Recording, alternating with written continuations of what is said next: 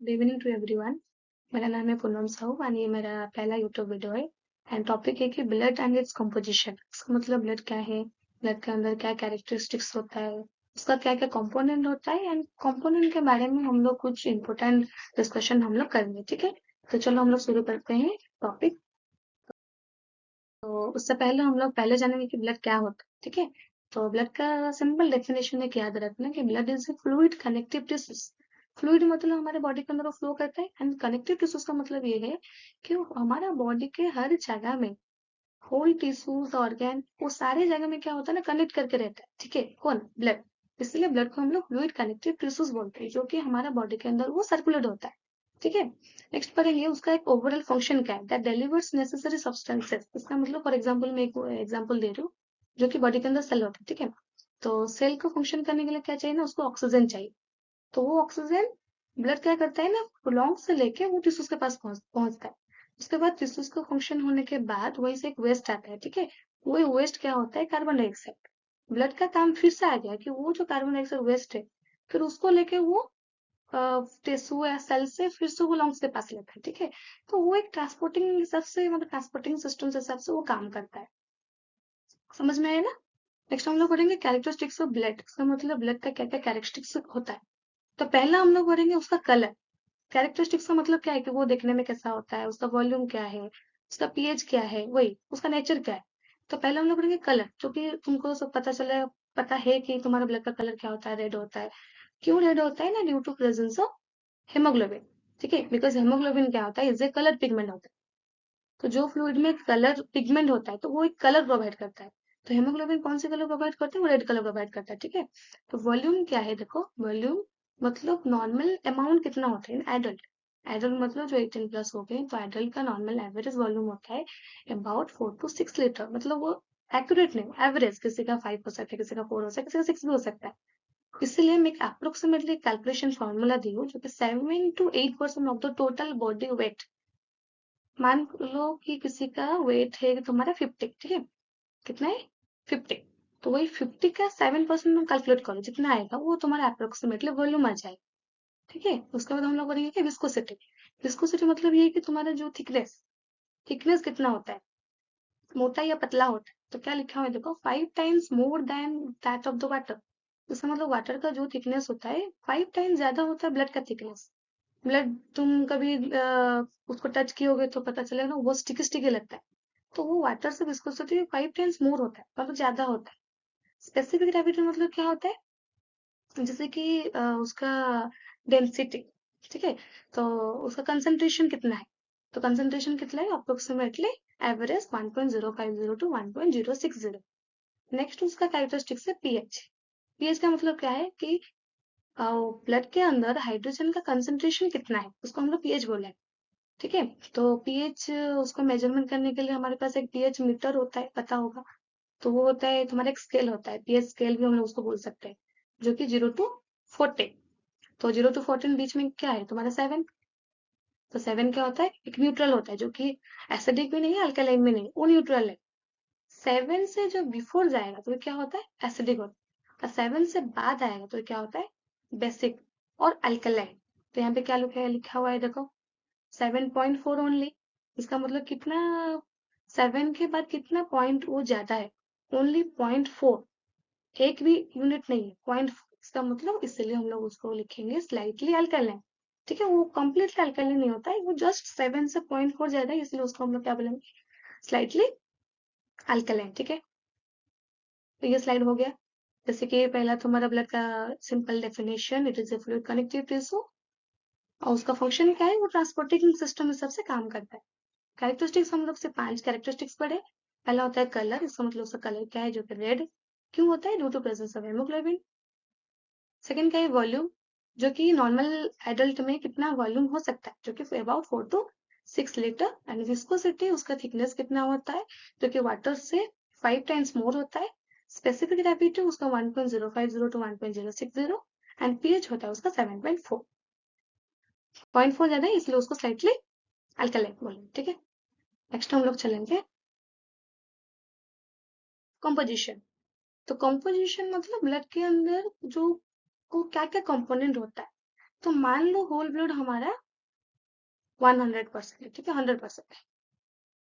तो 100% से हम लोग क्या करेंगे, उसको दो टाइप में डिवाइड किए।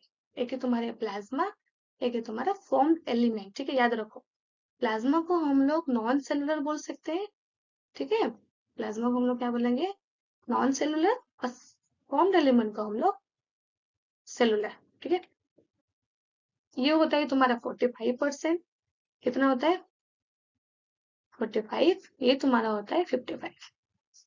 तो देखो मिलके तुम्हारा 100 हो रहा है ना, 45 प्लस 55 100, तो टोटल ब्लड को हम लोग जो 100 लेंगे, तो तुम्हारा नॉन सेलुलर पार्ट होगा 55 एंड सेलुलर पार्ट होगा 45। हम लोग यहाँ पे सिर्फ कंपोजिशन एक चार्ट में पढ़ेंगे, ठीक है। तो तुम्हारा जो फॉर्म्ड एलिमेंट या ब्लड सेल्स हो गया तुम्हारा 45%। याद रखो ब्लड के अंदर कितना टाइप का ब्लड सेल्स होता है, 3 टाइप का। एक है तुम्हारा आरबीसी, एक होता है डब्ल्यूबीसी, एक होता है प्लेटलेट, ठीक है। आरबीसी, डब्ल्यूबीसी, प्लेटलेट, 3 टाइप का सेल होता है। आरबीसी ऑल्सो नोन एज, मतलब उसका एक साइंटिफिक नेम होता है, ठीक है। तो आरबीसी को एरिथ्रोसाइट बोलते हैं, डब्ल्यूबीसी को लिपोसाइट बोलते हैं, प्लेटलेट को क्या बोलते हैं, थ्रोम्बोसाइट। हम लोग आगे में पढ़ेंगे, ठीक है, इसे भी याद रखो। प्लेटलेट को हम लोग क्या बोलेंगे, थ्रोम्बोसाइट। अगेन फर्दर हम लोग क्या किए, डब्ल्यूबीसी को फिर से दो टाइप में डिवाइड किए। क्यों डिवाइड किए, कैसे डिवाइड हुआ, मैं बाद में बताऊंगी। ग्रैनुलोसाइट होता है 3 टाइप का, न्यूट्रोफिल, बेसोफिल, इसिनोफिल, 3 है। एक ग्रैनुलोसाइट में क्या हो, लिम्फोसाइट एंड मोनोसाइट, ठीक है। तो टोटल डब्ल्यूबीसी कितना हो गया, 5 हो गया, ये 3 ये तो मिलके 5 हो गया। ये तुम्हारा हो गया क्या, ब्लड सेल और सेलुलर कंपोनेंट जो कि 45 था। अभी हम लोग चलेंगे नॉन सेलुलर पार्ट में, जो कि तुम्हारा 55%, वो ज्यादा अमाउंट में है। तो प्लाज्मा में याद रखो तुम्हारा टोटल 92% क्या है, ओनली वाटर है, वाटर। रिमेनिंग जो तुम्हारा क्या रह गया, 7% ना, या 8%, मान लो 8%। तो 7% क्या होता है, ओनली प्लाज्मा प्रोटीन होता है, ठीक है। हम लोग उसको डिटेल्स में पढ़ेंगे। तो 92% तुम्हारा वाटर हो गया, रिमेनिंग तुम्हारा 8% बचा, उससे 7% तुम्हारा हो गया प्लाज्मा प्रोटीन, जो कि एल्बुमिन, ग्लोबुलिन, फिब्रिनोजेन, ठीक है।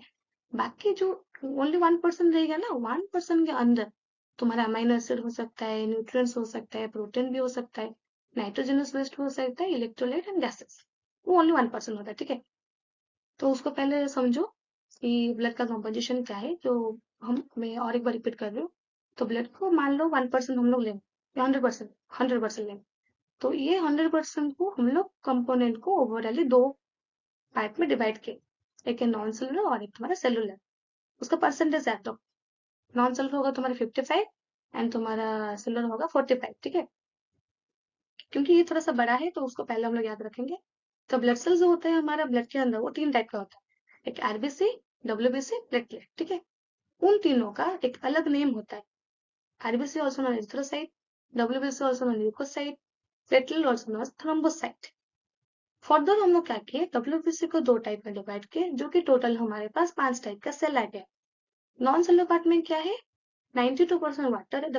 हमारे ब्लड के अंदर वाटर होता है ना, तो वो वाटर कौन से कंपोनेंट में होता है, वो नॉन सेलुलर है। वाटर तो एक सेल नहीं है, वो एक मॉलिक्यूल है। तो वो तुम्हारे नॉन सेलुलर कंपोनेंट में जाएगा, जो कि ज्यादा अमाउंट का होता है, जो कि 92%। रिमेनिंग जो 8% रहेगा, 8% से 7% तुम्हारा आएगा क्या, प्लाज्मा प्रोटीन, जो कि 3, एल्बुमिन, ग्लोबुलिन एंड फिब्रिनोजेन। बाकी जो तुम्हारा रिमेनिंग कितना, 1%, ओनली 1%, वो 1% में सब थोड़ा थोड़ा चीज में वो रहता है। जैसे कि अमाइनो एसिड हो गया, न्यूट्रिएंट्स हो गया, प्रोटीन्स हो गया, नाइट्रोजन वेस्ट हो गया, इलेक्ट्रोलाइट एंड गैसेस, ठीक है। समझ में उसको। देखो लॉन्ग क्वेश्चन जाने से पहले तुम क्या करोगे, ये जो सिंपल चार्ट है ना, उसको पहले याद कर लो कंपोजिशन, फिर उसके बाद इसी हिसाब से हम लोग उसको नोट्स लिखेंगे। ओके, नेक्स्ट चलो। देखो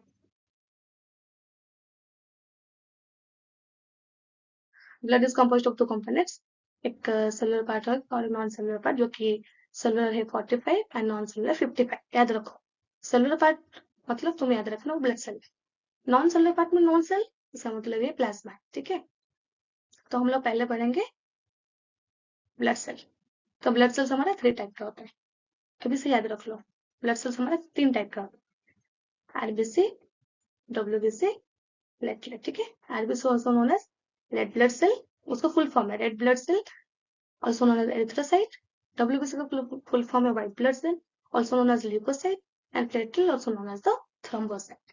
ठीक है, ये जो तीनों सेल हो गया, ये तीनों सेल का हम लोग पूरा डिटेल्स में पढ़ेंगे, जैसे कि मॉर्फोलॉजी हो गया, साइज शेप, मॉर्फोलॉजी के अंदर जाएगा, उसका नॉर्मल वैल्यू, उसका फंक्शन, उसका लाइफ स्पैन। ठीक है, ओके।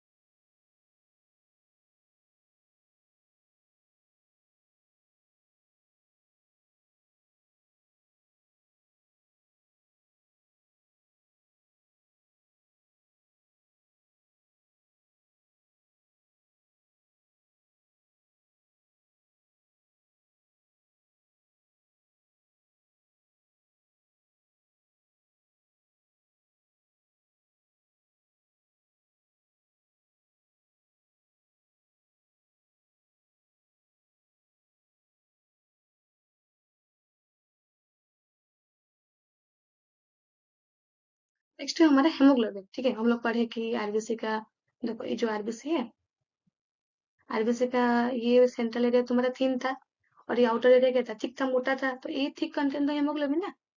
हेमोग्लोबिन का शॉर्ट फॉर्म होता है कैपिटल एच स्मॉल बी। ठीक है, तो हेमोग्लोबिन क्या है?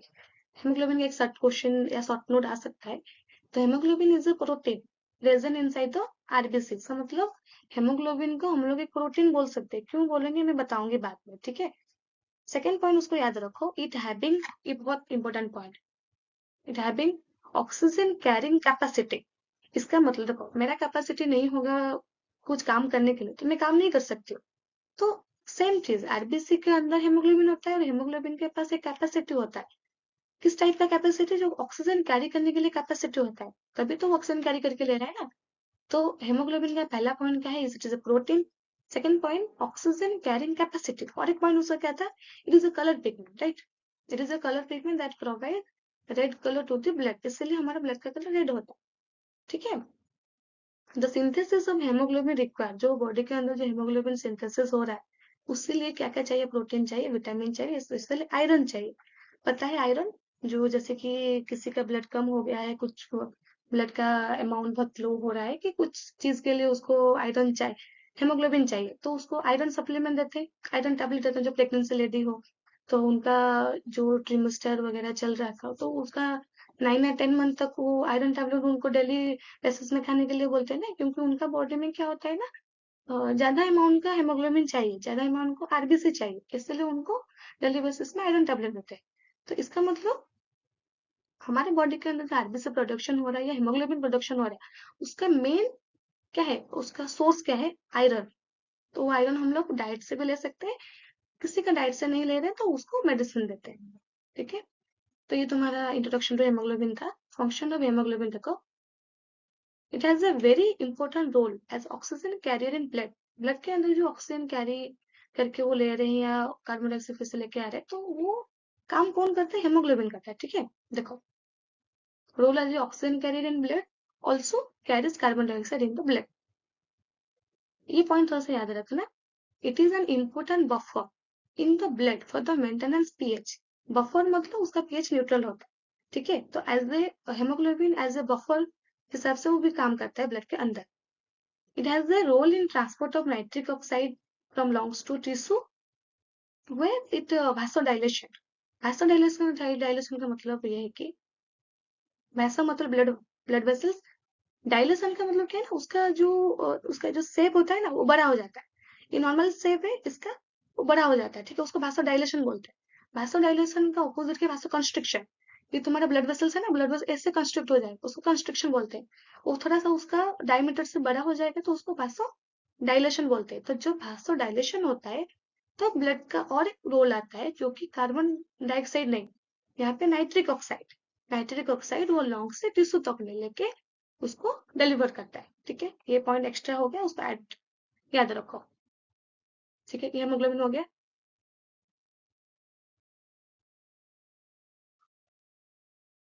ओके, नेक्स्ट हम लोग पढ़ेंगे स्ट्रक्चर्स ऑफ हेमोग्लोबिन, ठीक है, ये ज्यादा टफ नहीं, सिंपल है, उसको अच्छे से समझने के लिए कोशिश करो। तो पहले एक पॉइंट हमने लिखे थे ना कि हेमोग्लोबिन इज अ प्रोटीन। तो प्रोटीन का मतलब क्या है कि बहुत सारे अमाइनो एसिड मिलके एक प्रोटीन होता है, यस ना, कि बहुत सारे जैसे कि 10 या 12 से 16 20 बहुत सारे अमाइनो एसिड मिलके एक प्रोटीन होता है।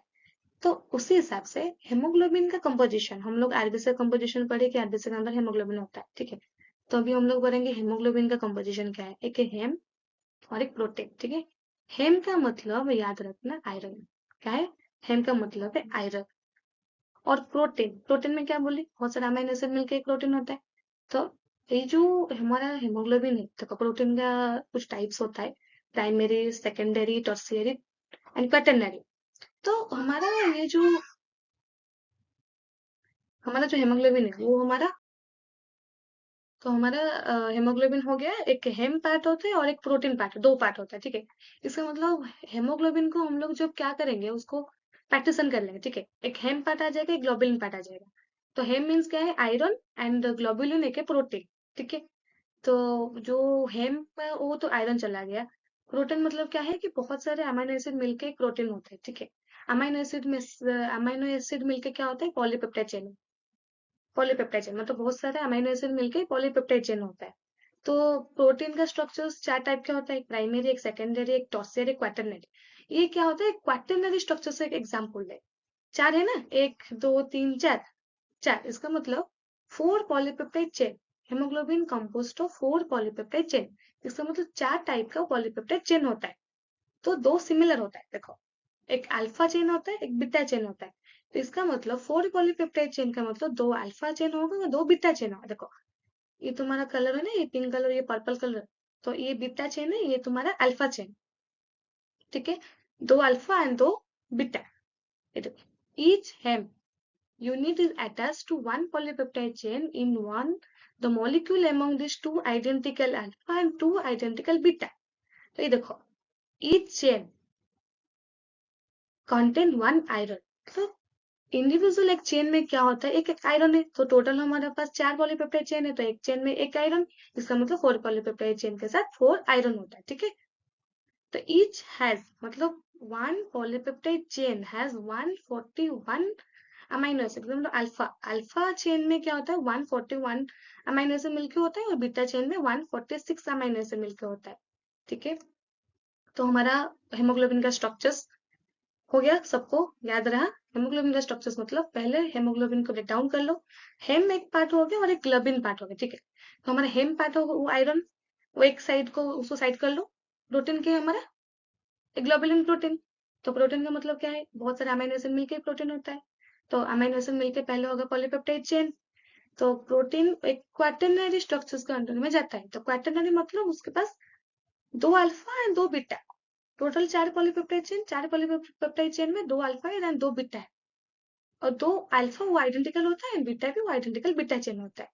Each chain having one iron.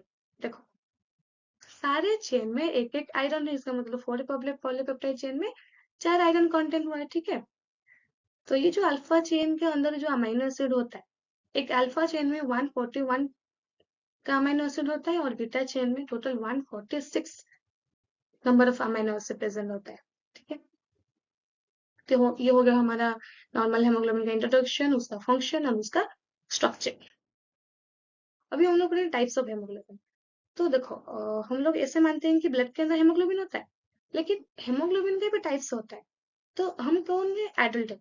तो एडल्ट के अंदर जो हेमोग्लोबिन होता है वो एडल्ट हेमोग्लोबिन, इसका मतलब हेमोग्लोबिन ए फॉर एडल्ट, याद रखो, ए फॉर क्या है, एडल्ट। तो हेमोग्लोबिन ए वो होता है एडल्ट के अंदर जो हेमोग्लोबिन का टाइप होता है।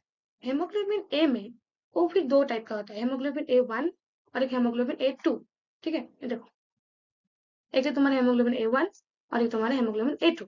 सिंपल चीज है, ज्यादा टफ नहीं है।